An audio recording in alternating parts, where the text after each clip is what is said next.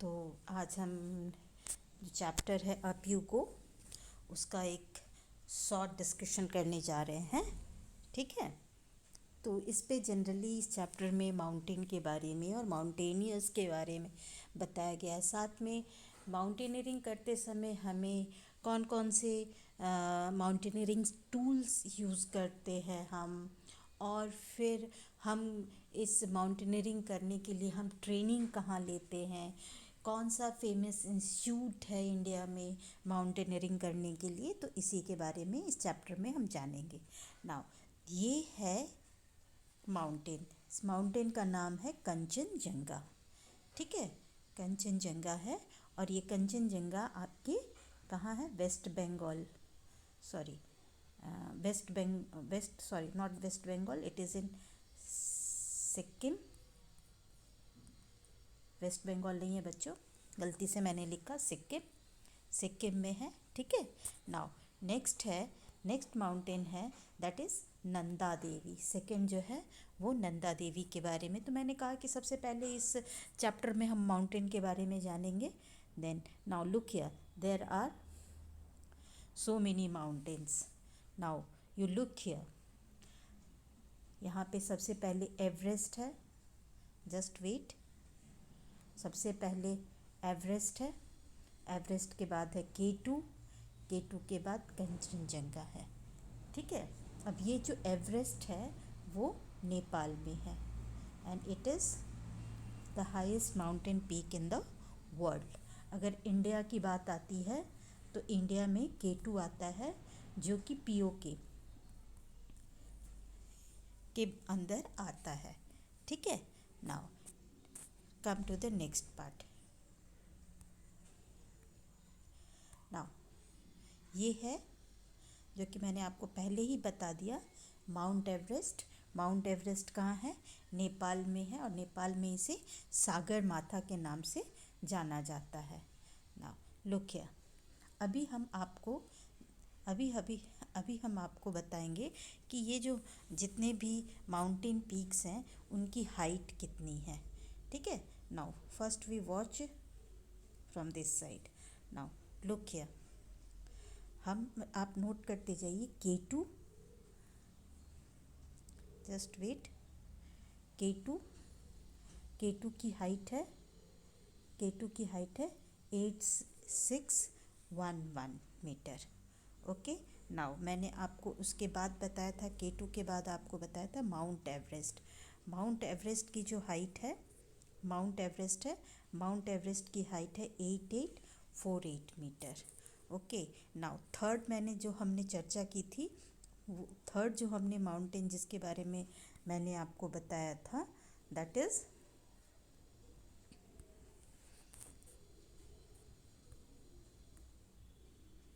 Third mountain जो मैंने बताया था दैट इज़ कंचनजंगा, जिसकी हाइट है 8585 मीटर। तो सबसे ऊंचा कौन सा है? माउंट एवरेस्ट है। ठीक है ना, उसके बाद कौन सा आता है? उसके बाद देखिए, उसके बाद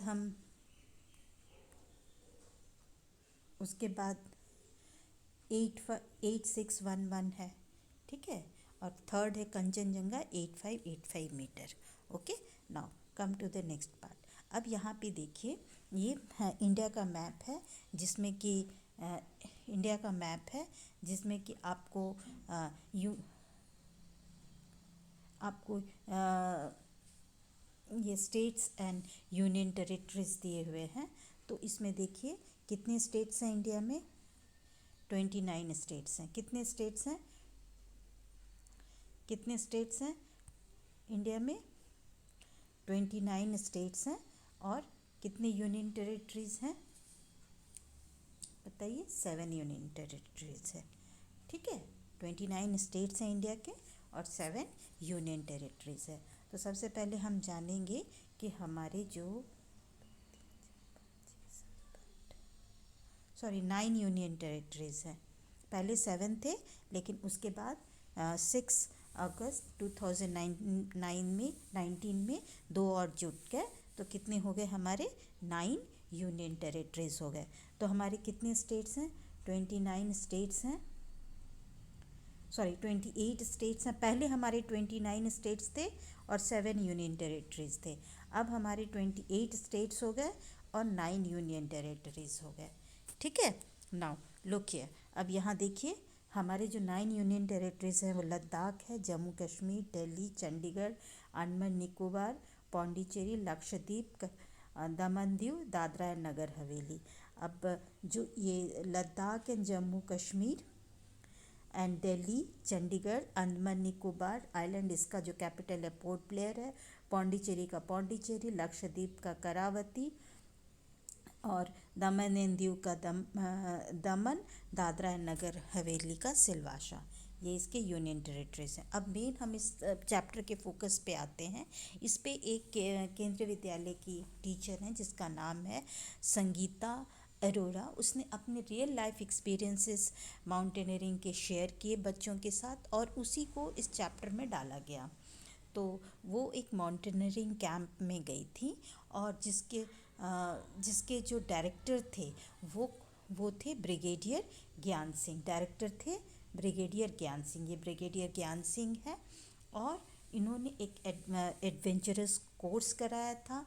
उस एडवेंचरस कोर्स में जो संगीता अरोड़ा थी वो ग्रुप नंबर 7 की लीडर थी और ग्रुप नंबर 7 में आसाम, मणिपुर, मिज़ोरम, मेघालय और नागालैंड इन स्टेट्स की जो लेडीज़ थी, वो लेडीज़ चाहे एज ए टीचर रहीं या किसी भी इंस्टीट्यूशन में वो पढ़ाती थी, साथ में कोई बैंक एम्प्लॉय था। तो इस तरह इन स्टेट्स की जो लड़कियां 7 ग्रुप में थी और उसकी हेड जो है वो कौन थी? संगीता अरोड़ा थी।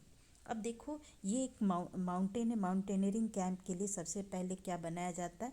टेंट बनाया जाता है। ये देखिए टेंट बनाया गया है। ठीक है, नाउ ये घटना किस समय की है? 2 फरवरी 1984।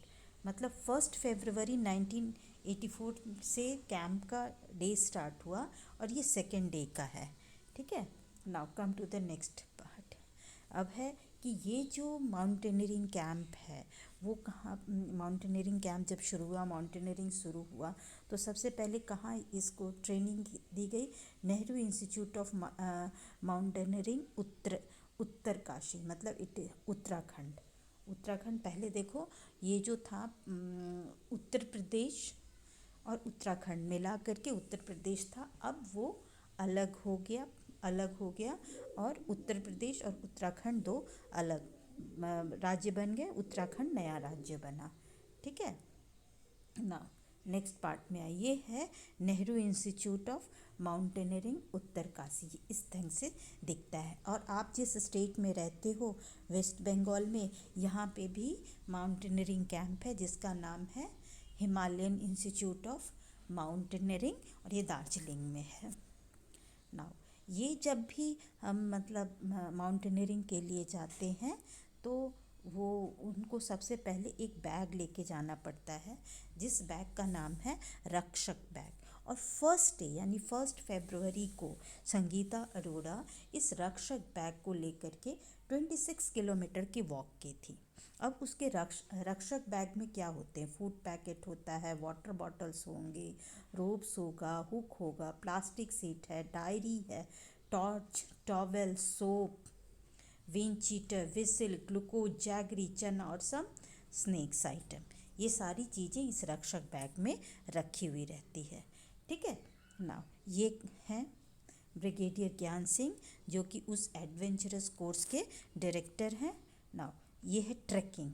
जब हम माउंटेन के ऊपर चढ़ते हैं तो इस तरह से सब अपने पीठ के पीछे रक्षक बैग बांधे हुए हैं और ट्रैकिंग पे जा रहे हैं।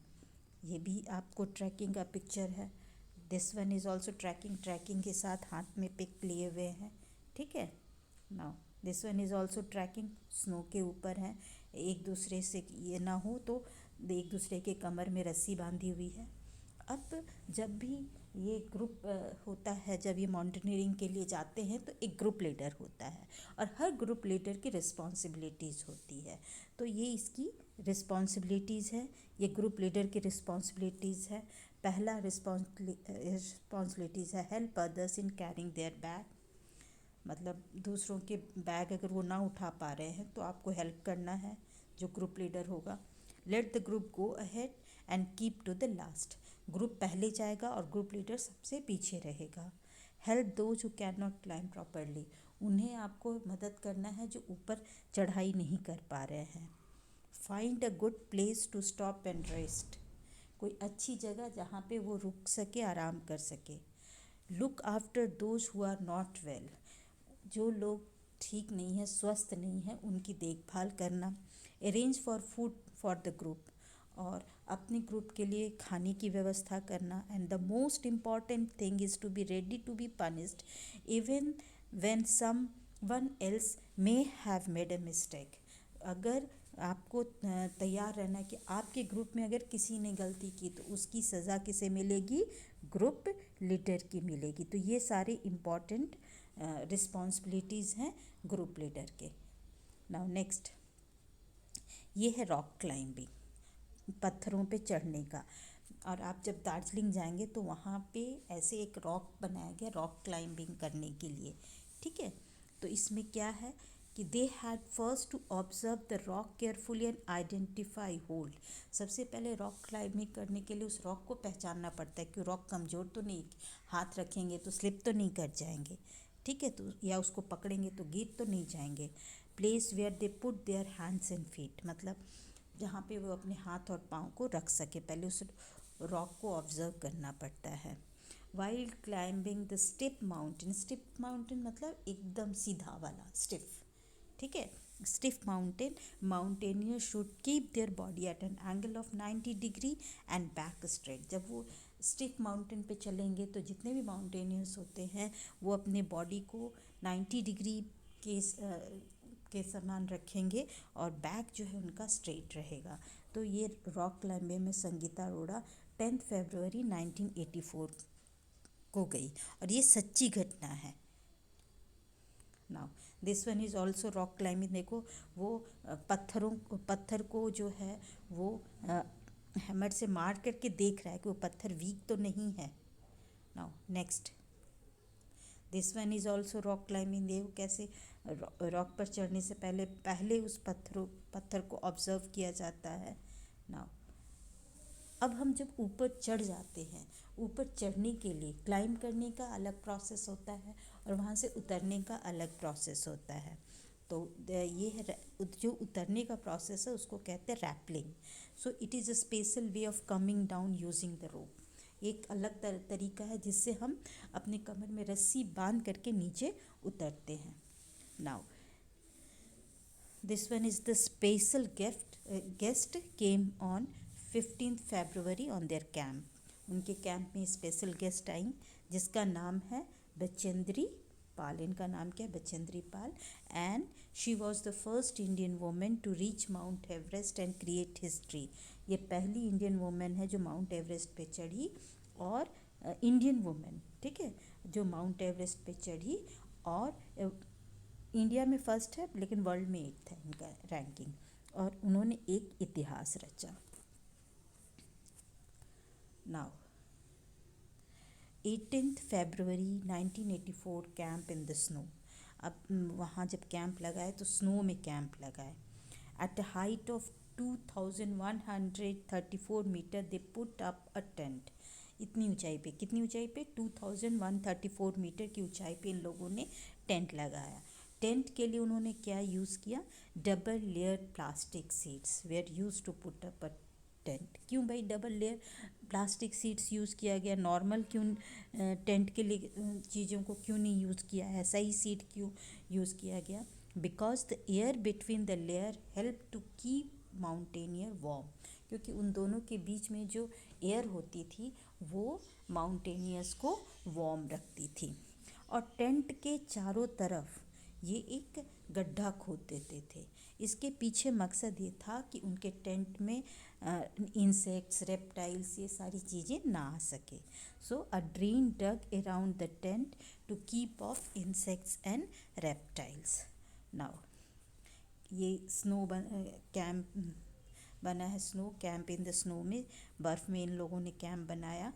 नाउ नेक्स्ट वन है 21 February, this one is the last day of camp. जब भी कोई कैंप होता है, लास्ट जो नाइट आती है हमारी, मतलब उस दिन हम लोग कैंप फायर करते हैं और हर ग्रुप एक प्रोग्राम प्रेजेंट करता है, चाहे वो गाना गाए, डांस करे, कोई नाटक करे।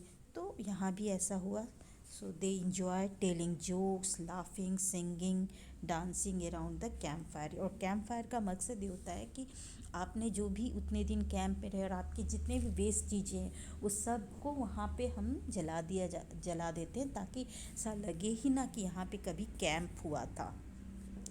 Now this one is snow storm. Snow storm होता है कि तेज हवा, जैसे विंड होती है, ठीक है, विंड होता है, हैवी विंड होता है, उसी तरह से स्नो स्टॉर्म होता है। तेज हवा के साथ बर्फ़ के बड़े बड़े गोले होते हैं, निकलते हैं, ठीक है। This one is the mountaineering tools. ये माउंटेनियरिंग इक्विपमेंट हो गए, ये इनके स्लीपिंग बैग हो गए, ठीक है। Now next one, this one is rock climbing के लिए ये रोप है, ठीक है। फिर ये पिक है, ये माउंटेनियरिंग शूज़ है, इन चीज़ों को याद रखना है। नेक्स्ट वन है ये स्लिंग है, जो कि कमर में बांधी जाती है। पिटन्स है, जिसको वो ठोक ठोक के ये स्टोन्स वगैरह देखते हैं कि मजबूत है कि नहीं, ठीक है। नेक्स्ट ये हेलमेट हो गया, ये ग्लोव्स हो गया, जो कि उसमें ज़रूरत होती है। ये माउंटेनियरिंग शूज़ है, माउंटेनियरिंग वॉच है, ठीक है। देन ये माउंटेनियरिंग पैंट है, माउंटेनियरिंग पिक है। Now this one is mountaineering table, mountaineering chair. तो ये एक शॉर्ट डिस्क्रिप्शन है इस चैप्टर का। अब उसके बाद हम आपको इस चैप्टर की पूरी स्टोरी बताएंगे। Now thank you.